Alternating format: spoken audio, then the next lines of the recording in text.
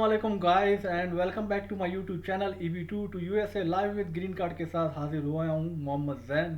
और इसी के साथ मैं अपना शॉर्ट इंट्रोडक्शन करा लूँ कि EB2 NIW प्रोग्राम के थ्रू ही मैं यहाँ यूएसए आ चुका हूँ और मुझे आए हुए कुछ ऑलमोस्ट 20 दिन होने वाले हैं। तो चलते हैं जी जनाब, पहले हम अपनी पिटिशन जाने की जो आज हमारा मेन टॉपिक है उसकी तरफ।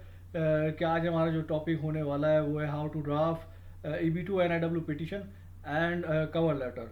और इसी के साथ साथ आज आपको बताता चलूँ कि आज हमने जो सबसे बड़ा यानी सबसे इम्पोर्टेंट और सबसे महंगी तरीन जो चीज़ हम आपको आज देने वाले हैं अपने सब्सक्राइबर्स को, वो है ये पिटीशन फाइल पूरी उठा के आपको दे दी जाएगी। लेकिन वो किस तरह दी जाएगी और कैसे दी जाएगी, उसके लिए आज हम आपको आखिरी वीडियो के अंदर बताएंगे कि आप ये पिटीशन हमसे कैसे ले सकते हैं। तो बहुत आसान है। तो चलते जी हाँ जनाब, सबसे पहले मैं पिटिशन दिखाने से पहले मैं आपको ये बात बहुत क्लियर बता दूं कि ये जो आज की जो पिटिशन है हमारी, ये बहुत नहायत ही इम्पोर्टेंट पिटिशन है। क्योंकि इसके अंदर जो इसका राइटर है यानी कि जो जिसकी पिटिशन है, वो पिटिशन जून 2023 में जो है वो फाइल हुई थी। यानी कि उन्होंने यूएस को अपने सारे डॉक्यूमेंटेशन अरेंज करके और सेंड किए थे और उसका जवाब जुलाई के अंदर ही आ गया था। तो विद इन अ मंथ इनका इसका जो है वो जवाब आया था। तो इस पिटीशन की खासियत आप समझ सकते हैं कि ये किस स्टैंडर्ड की पिटीशन होगी। चूँकि इस पिटीशन के अंदर जिस तरह से इन्होंने कंटेंट राइट किया है, जिस तरह से इन्होंने अपनी चीज़ों को बताने के साथ उसको को लिंक किया है, उन्होंने जिस तरह से उन्होंने को लिंक किया है सारे एविडेंसेस के साथ, तो रीडर तो पढ़ने के साथ ही वहीं इंप्रेस हो गया और आपको समझ गया कि भाई ये साहब जो है वो इस स्टैंडर्ड के है। तो जनाब इस तरह की पिटीशन है। लेकिन इस पिटीशन के अंदर हमने उन साहब का नाम हटा दिया है क्योंकि जो है वो जिन साहब की पिटीशन है अच्छा नहीं उनका नाम जो है वो सबके दिया जाए। तो उसकी जगह जो हमने नाम रखा है वो रखा है मेरे ख़ास दोस्त अजीज़ जिनका ताल्लुक जर्मनी से है और उनका नाम है ताहिर साहब। ताहिर साहब अस्सलाम वालेकुम, उम्मीद है आप खैरियत से होंगे। और इसी के साथ हम अपनी टॉपिक के ऊपर चलते बात कर ली जाती। जो आज हमारा मेन टॉपिक है EB2 NIW की पिटीशन के हवाले से, इसमें मैं आपको कुछ चीज़ें बताता चलूँ कि बहुत इंपॉर्टेंट चीज़ें इसके अंदर क्या होती है। जो इनिशियल स्टेज पे आपका केस रिजेक्शन आ जाती है या जो भी कुछ है, इसके अंदर आपका सबसे मेन पॉइंट है वो ये है कि आपको फीस जो फाइल अप करनी है वो आपको करंट देनी है। यानी करंट जो उसकी फ़ीस है उस हिसाब से आपने उनको ऑथराइज़ करना है कि USCIS आपको इतनी फ़ीस जो है वो डेबिट कर दे। बाज़ अवक़ात होता है ये कोई कम बेच देता है, कोई ज़्यादा बेच देता है और उस सूरत में आपकी पूरी पिटीशन जो है वो रिजेक्ट होकर आ जाती है। तो इसीलिए एक तो ये बात बहुत इंपॉर्टेंट है और दूसरी बात कि जो फॉर्म USCIS है उसका एक ड्यूरेशन रखता है। वो जो है वो राइट साइड के ऊपर शो हो रहा होता है कि उसकी डेट क्या है, वैलिडिटी। तो जो भी फॉर्म आपने यूज़ करना है उसकी वैलिडिटी होनी चाहिए, अदरवाइज़ वो पूरा केस आपका जो है वो रिटर्न बैक कर दिया जाता है, आपका केस रिजेक्शन हो जाता है और फिर वो पूरी फाइल उठा के आपको वापस दे दी जाती है फीस कम या ज़्यादा होने पे, या फिर जो है वो अनवैलिड जो है वो आपने फॉर्म्स लगा दिए।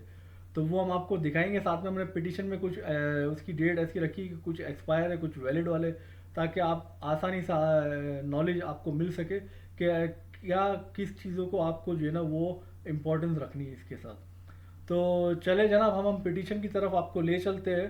तो आपको दिखाएंगे कि किस तरह से आपने पिटीशन बनानी है, इसमें क्या आपने सीक्वेंस रखनी है, किस तरह से आपने सारी चीज़ें लेके चलनी है।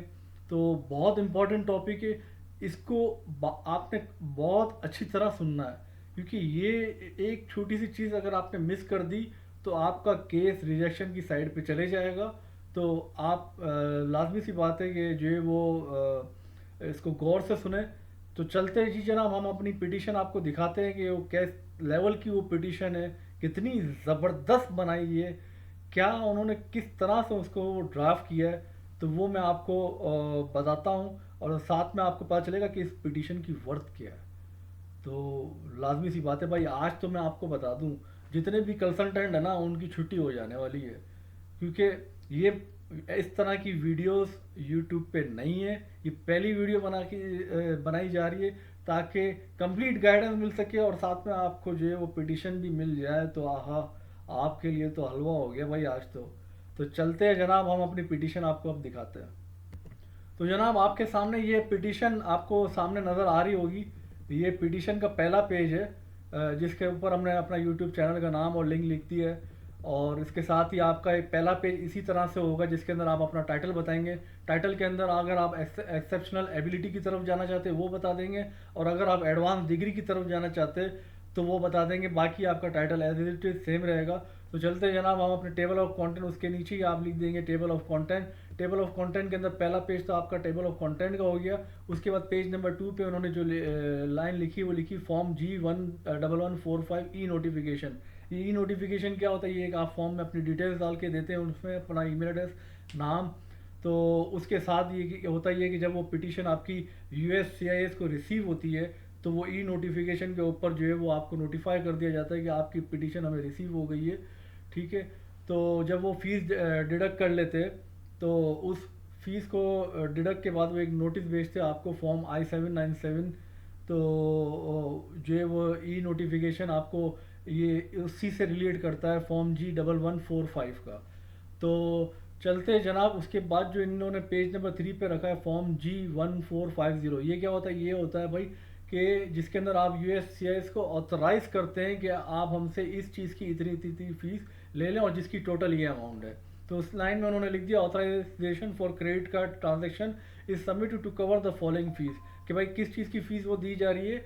फॉर्म I-140 की जो कि $715 है, एडिशनल फ़ीस जो है वो $300 है, और फॉर्म I-709 की जो फ़ीस है वो है 2805। यानी कि फॉर्म I-709 जो फ़ीस है वो है आपकी प्रीमियम प्रोसेसिंग की। अगर आप प्रीमियम प्रोसेसिंग कराना चाहते हैं तो वो आप इसमें ऐड करके लिख दें, अदरवाइज आप उसके बगैर जो है $1015 की आप जो है वो टोटल अमाउंट लिख कर और जो है वो अपने केस को आगे बढ़ते हैं। तो फॉर्म I-140 उसके बाद पेज नंबर 3 पे तो जो है वो देख लेते हैं हम उसको पेज को। और immigrant petition for alien worker with the fees of 1015। तो इसके साथ उन्होंने उसके बाद जो है वो फॉर्म I-140 लगाया। उसके बाद जो इन्होंने लगाया फॉर्म I-907 जो कि प्रीमियम प्रोसेसिंग का फॉर्म है, जिसकी फ़ीस जो उन्होंने बताई हुई है 2805 है, जो कि ऊपर ऑलरेडी बता चुके। तो उसके बाद उन्होंने पेज नंबर 18 पे जो अपने सारे सिविल डॉक्यूमेंट यानी कि उनके रिलेटेड पासपोर्ट की कॉपीज़ वगैरह, और इसमें मज़ीद डॉक्यूमेंटेशन आएंगे वो इसमें आपको आगे यहाँ पे खुद लिखने पड़ेंगे, क्योंकि इन साहब का जो है वो ये साहब खुद USA में थे जो किसी दूसरे वीज़ा के ऊपर। तो नॉन इमिग्रेंट थे ये, और उनको जब ये पिटीशन इनकी अप्रूव हो गई तो उनको फिर इमिग्रेंट का वीज़ा मिल चुका। इसके बाद है इन्होंने इनिशियल एविडेंसेस दिए इन सपोर्ट ऑफ, यानी कि देखें इसमें वो इनिशियल एविडेंसेस दे रहे इन सपोर्ट ऑफ, यानी किसकी सपोर्ट में? जो आपकी मेन पिटीशन है I-140 की, उसका। फिर उसके बाद उन्होंने अपना पर्सनल स्टेटमेंट दिया डिटेलिंग प्लान कि वो कंटिन्यू अपना वर्क करेंगे US में। वो क्या करेंगे आके यहाँ पर, उसका पूरा उन्होंने अपनी एक स्टेटमेंट के अंदर बताया है USCIS को। इन्हीं चीज़ों की वजह से जो है ये पिटीशन की जो स्टैंडर्ड है वो स्टैंडर्ड इस पिटीशन का इस जगह पर है। उसके बाद इन्होंने एग्जिबिट 1 से लेके 30 यानी 30 एग्जिबिट रखे इन्होंने, जो इन्होंने अपनी CVs वगैरह, लेटर ऑफ रिकमेंडेशंस और इनकी जितने भी एविडेंसेस थे जो इन्होंने अपनी पिटीशन के अंदर पैराग्राफ के अंदर मेंशन किए हुए कि इस एग्जिबिट का नंबर इस जगह पे ये एविडेंस हमने लगाया हुआ है। तो वो उन्होंने यहाँ पे जो है वो उसको मेंशन किया हुआ है। तो जी जनाब ये आपका जो है वो टेबल ऑफ कंटेंट रहेगा। अब हम आपको फॉर्म इसके कैसे फिलअप करने, सबसे पहले फॉर्म G1145 आ जाता है। तो इसके अंदर ई नोटिफिकेशन का ही पार्ट है सिर्फ। तो इसके अंदर आपने अपना फर्स्ट नेम और लास्ट नेम, क्योंकि ताहिर साहब का पहला नाम मुझे पता था तो मैंने ताहिर साहब का पहला नाम लिख दिया और लास्ट नेम भी इनका ताहिर ही रख दिया है। बहरहाल आप इसको अपने नाम के साथ एडजस्ट करेंगे, वो अपना ईमेल एड्रेस मेंशन करेंगे और अपना मोबाइल नंबर जो आपका पाकिस्तान के अंदर है वो मोबाइल नंबर आप दे देंगे। ठीक है। तो ये हो गया पिटिशनर का जो एक ये ब्लैंक छोड़ा हुआ है ये पार्ट। तो इसमें आप फुल नेम, आप मिडल नेम अगर आपका है कोई तो वो आप डाल देंगे। वैसे आज मिडल नेम ऑलमोस्ट किसी का होता नहीं है, तो ये आप ज़रा इसको देख लीजिएगा, अगर आपका है तो देख लीजिएगा। इसके बाद जो फॉर्म आ जाता है फॉर्म G1450, यानी कि फॉर्म G1450 जो है वो उसके अंदर सबसे पहले जो है वो पिटीशन, यानी कि जो आपका नाम है वो गिवन नेम आ जाएगा, आपका फर्स्ट नेम, और यहाँ पे लास्ट नेम आ जाएगा। उसके बाद जो है वो क्रेडिट कार्ड, आप यानी कि जिसकी क्रेडिट कार्ड की दे रहे, क्योंकि क्रेडिट कार्ड ये US का ही मांगते, तो आपका कोई ऐसा पर्सन US में होना चाहिए जो आपको इस चीज़ में हेल्प आउट कर सके कि वो आपके लिए जो है वो ये सारी फीस पे कर दे, आप उसको किसी भी तरीके से उनको पे कर दीजिएगा। तो उसकी 3805 जो इसकी फ़ीस बनती है वो मैंने आपको बता दिया है ऊपर। तो यहाँ पर उन पूरी क्रेडिट कार्ड का नाम, उनका घर का एड्रेस यूएसए का, और उसके साथ जिप कोड वगैरह, उनका टेलीफोन डे टाइम जो उनका है, उनका टेलीफोन नंबर, उनका ईमेल एड्रेस, और उनके साथ में नीचे कार्ड की सारी डिटेल बता देंगे, क्रेडिट कार्ड नंबर, कार्ड की एक्सपायरी, वीज़ा, मास्टर कार्ड, और यहाँ पे टोटल फीस आ जाती है। उसके बाद जो इनका फॉर्म आया था वो आ जाता है फॉर्म I-140। आपने ये फॉर्म I-140 को देखना है। तो सबसे पहले मैं आपको जो जो चीज़ें इसमें बताता चलूँ कि आपने क्या क्या चीज़ों को टिक करना है। तो आपने एक इस पार्ट को टिक करना है क्योंकि आप एडवांस डिग्री या एक्सेप्शनल एबिलिटी के वो कर रहे हैं, तो उसकी क्लासिफिकेशन जो है वो 203B2 है। तो ये आपने सेलेक्ट करना है इसको।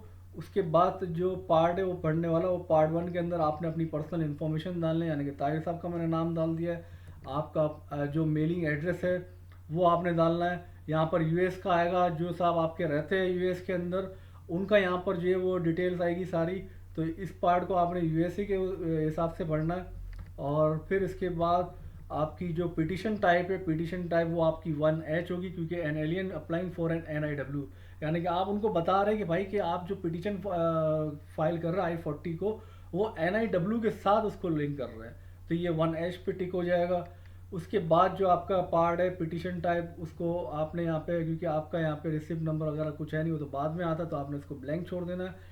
उसके बाद information about the person for whom are you filing, यानी कि आप अपने लिए फाइल कर रहे हैं, आपकी डिटेल आ जाएगी पूरी यहाँ पर।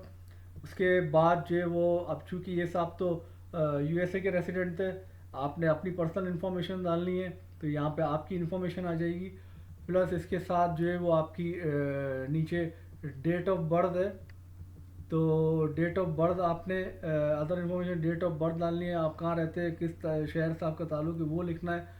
इसके बाद यहाँ पे कंट्री ऑफ बर्थ, आपकी कंट्री ऑफ बर्थ जो है पाकिस्तान है, तो आपने यानी कि फादरलैंड लिख दिया मैंने, तो आप उसको उसी हिसाब से देख लीजिएगा। आप पाकिस्तान के अगर रहे सिटीजन तो आप पाकिस्तान का लिख दें।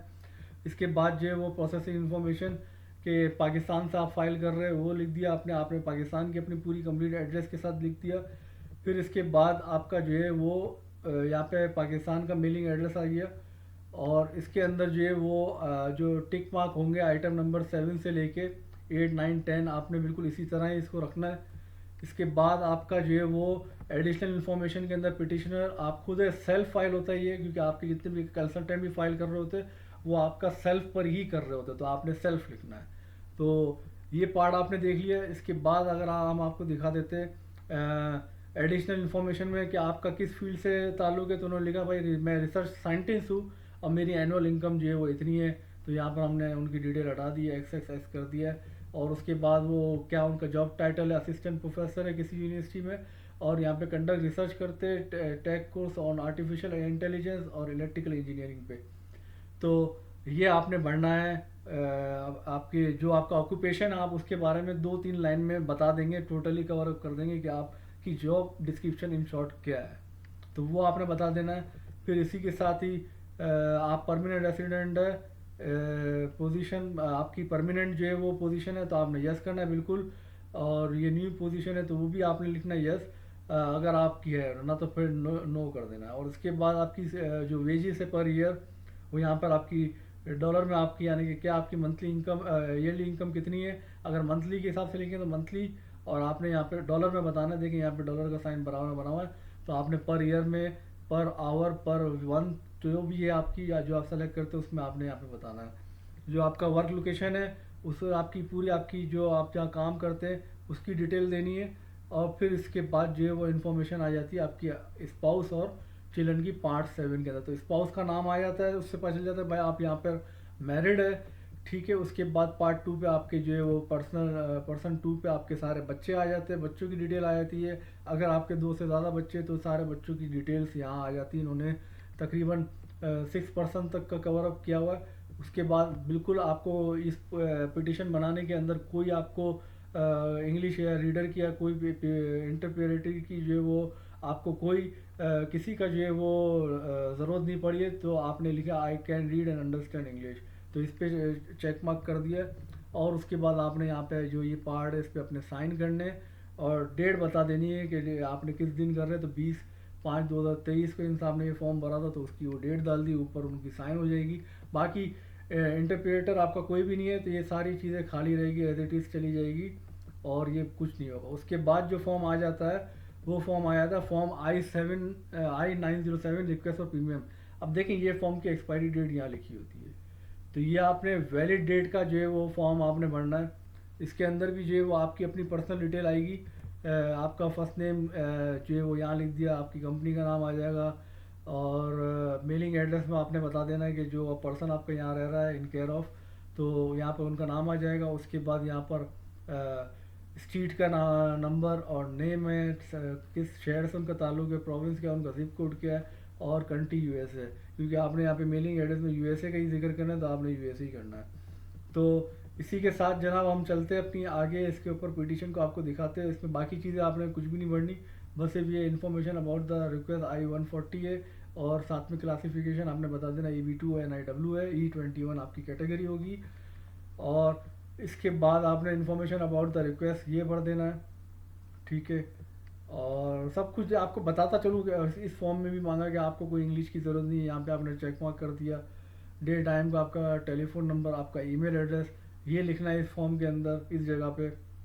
फिर इसके बाद आपकी यहाँ पे साइन आ जाएगी और डेट हो गई। तो जनाब चलते हैं इसके बाद हम अपने मेन टॉपिक के ऊपर। अब जो आपका मेन चीज़ आने वाली है वो बहुत इम्पोर्टेंट है। ये सब ब्लैंक रहेगा इसलिए मैं आपको इसके बारे में कुछ नहीं बता रहा हूँ।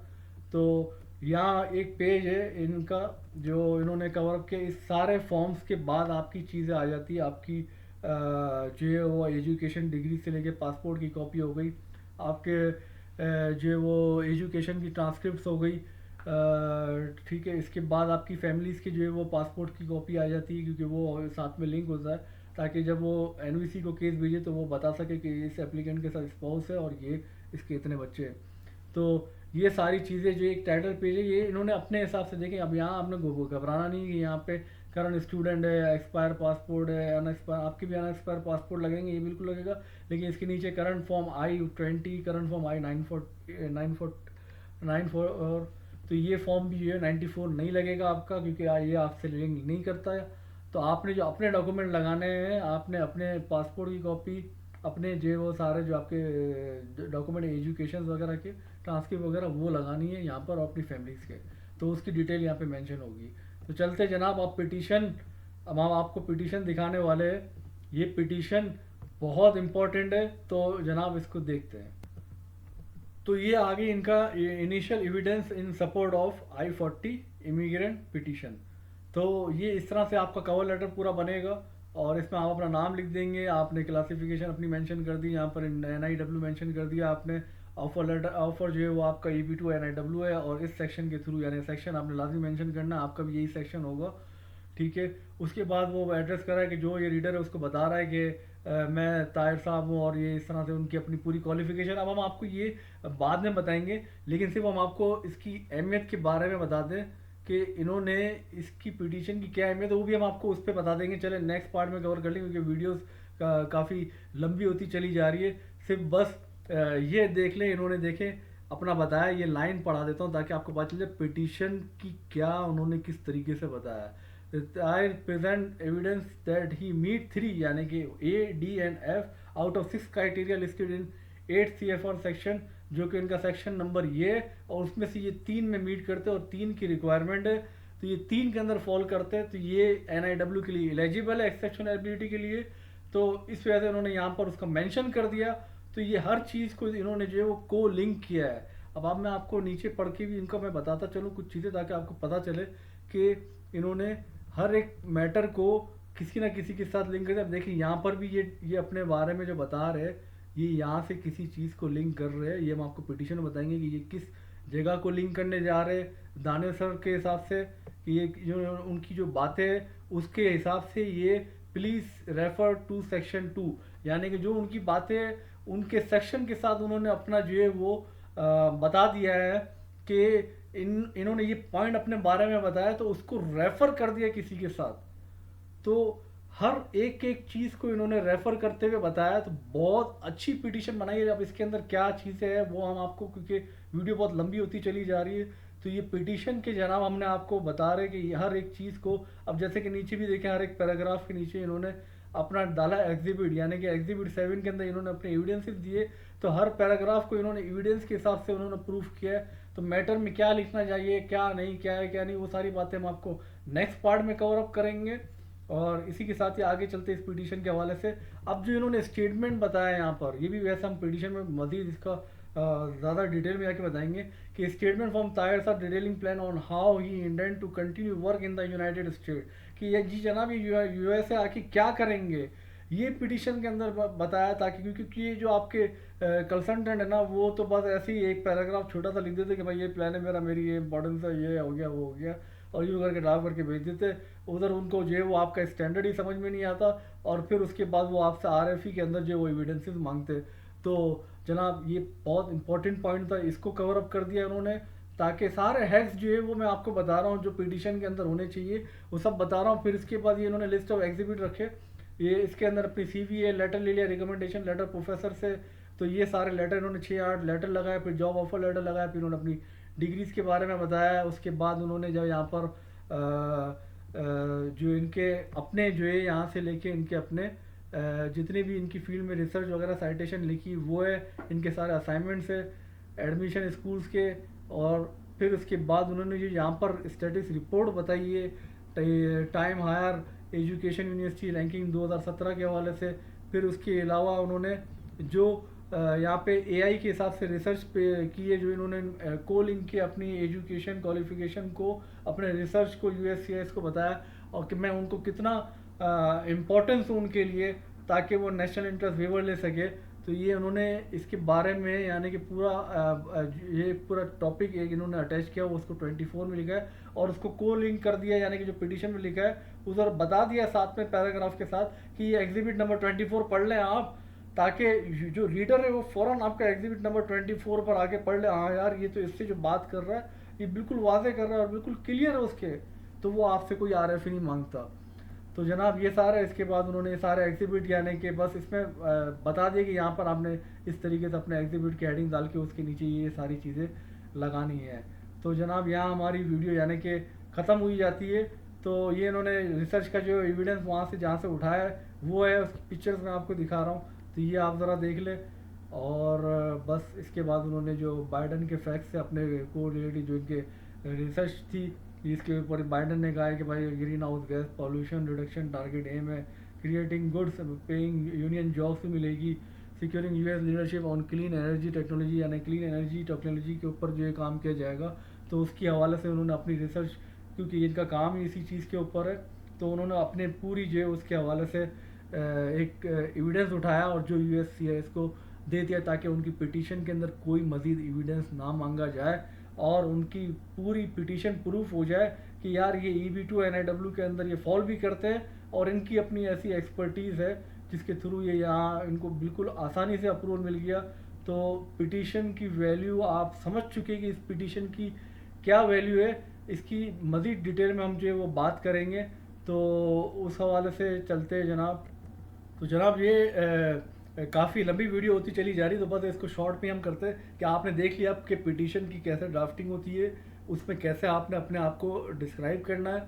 मैटर के अंदर हम आपको आगे चल के बताएंगे अगली वीडियो के अंदर कि आपने मैटर जो है वो कैसे इसको फाइल अप करना है अपनी पिटीशन के साथ। तो चलते हैं जनाब, आपको बताते चले कि जो पिटीशन है वो आप हमसे ले सकते हैं कि आप समझ चुके हैं कि ये पिटीशन कितनी इम्पोर्टेंट है, इससे आपको क्या क्या चीज़ें नहीं मिल जाएगी अपनी पिटीशन के हवाले से। तो मिस नहीं कीजिएगा, अब गौर से सुनिएगा कि आप ये हमसे पिटीशन कैसे ले सकते हैं।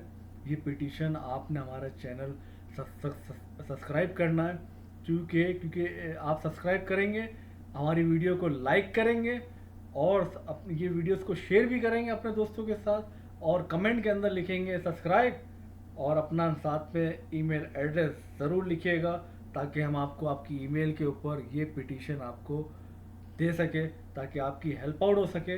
तो मिलते हैं जनाब हमारी अगली वीडियो के ऊपर। लेकिन सबसे पहले एक और चीज़ कि पिटीशन हम आपको दे रहे, तो इसके साथ आप हमें हमारे वालदैन को याद रखिएगा अपनी दुआओं में, मेरी अपनी फैमिलीज़ को याद रखिएगा अपनी दुआओं में, क्योंकि मैं यहाँ सिर्फ और सिर्फ आपकी वीडियोस जो मैं ये बना रहा हूँ तो ये आपको गाइडेंस आया, क्योंकि मैं तो यहाँ आ चुका हूँ, मुझे तो इसकी कोई ज़रूरत नहीं है, लेकिन अब जो मेरी नॉलेज है, जो मेरी एक्सपर्टीज़ है, क्योंकि इस फील्ड में काफ़ी टाइम से मैं अपनी इन्वॉल्व रहा हूँ, तो अपनी सारी एक्सपर्टीज़ आपके साथ शेयर कर रहा हूँ ताकि पाकिस्तानियों को भी यहाँ बुलाया जा सके। तो मिलते हैं हम अपनी नई वीडियो के साथ। अल्लाह हाफिज़, मिलते हैं अपनी नई वीडियो पर।